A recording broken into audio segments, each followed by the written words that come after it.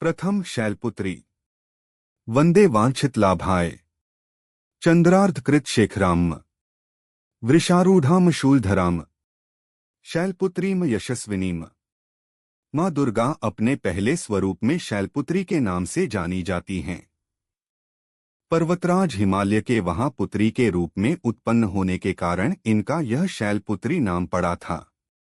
वृषभ स्थिता इन माताजी के दाहिने हाथ में त्रिशूल और बाएं हाथ में कमल पुष्प सुशोभित है। यही नव दुर्गाओं में प्रथम दुर्गा हैं। अपने पूर्वजन्म में ये प्रजापति दक्ष की कन्या के रूप में उत्पन्न हुई थीं। तब इनका नाम सती था। इनका विवाह भगवान शंकर जी से हुआ था। एक बार प्रजापति दक्ष ने एक बहुत बड़ा यज्ञ किया। इसमें उन्होंने सारे देवताओं को अपना अपना यज्ञ भाग प्राप्त करने के लिए निमंत्रित किया, किंतु शंकर जी को उन्होंने इस यज्ञ में निमंत्रित नहीं किया। सती ने जब सुना कि हमारे पिता एक अत्यंत विशाल यज्ञ का अनुष्ठान कर रहे हैं, तब वहां जाने के लिए उनका मन विकल हो उठा। अपनी यह इच्छा उन्होंने शंकर जी को बताई। सारी बातों पर विचार करने के बाद उन्होंने कहा, प्रजापति दक्ष किसी कारणवश हमसे रुष्ट हैं। अपने यज्ञ में उन्होंने सारे देवताओं को निमंत्रित किया है।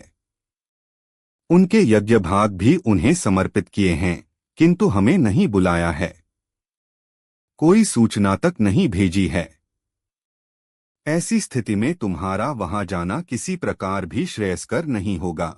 शंकर जी के इस उपदेश से सती का प्रबोध नहीं हुआ।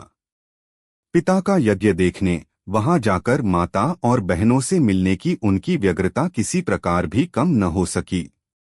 उनका प्रबल आग्रह देखकर भगवान शंकर जी ने उन्हें वहां जाने की अनुमति दे दी।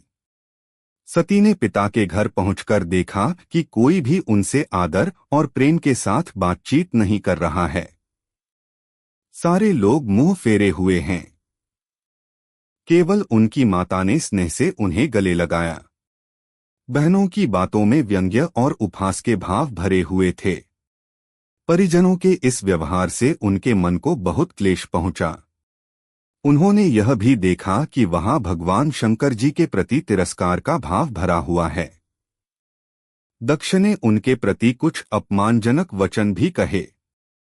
यह सब देखकर सती का हृदय क्षोभ, ग्लानि और क्रोध से संतप्त हो उठा। उन्होंने सोचा, भगवान शंकर जी की बात न मान यहाँ आकर उन्होंने बहुत बड़ी गलती की है। वह अपने पति भगवान शंकर के इस अपमान को सह न सकी। उन्होंने अपने उस रूप को तत्क्षण वहीं योगाग्नि द्वारा जलाकर भस्म कर दिया। वज्रपात के समान इस दारुण दुखद घटना को सुनकर शंकर जी ने क्रुद्ध हो अपने गणों को भेजकर दक्ष के उस यज्ञ का पूर्णतः विध्वंस करा दिया। सती ने योगाग्नि द्वारा अपने शरीर को भस्म कर अगले जन्म में शैलराज हिमालय की पुत्री के रूप में जन्म लिया। इस बार वह शैलपुत्री नाम से विख्यात हुई। पार्वती, हेमवती भी उन्हीं के नाम हैं।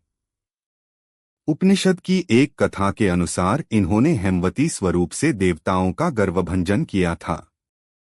शैलपुत्री देवी का विवाह भी शंकर जी से ही हुआ।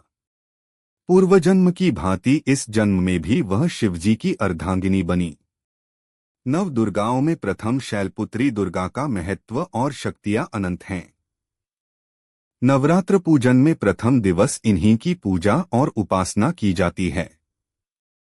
इस प्रथम दिन की उपासना में योगी अपने मन को मूलाधार चक्र में स्थित करते हैं। यहीं से उनकी योग साधना का प्रारंभ होता है।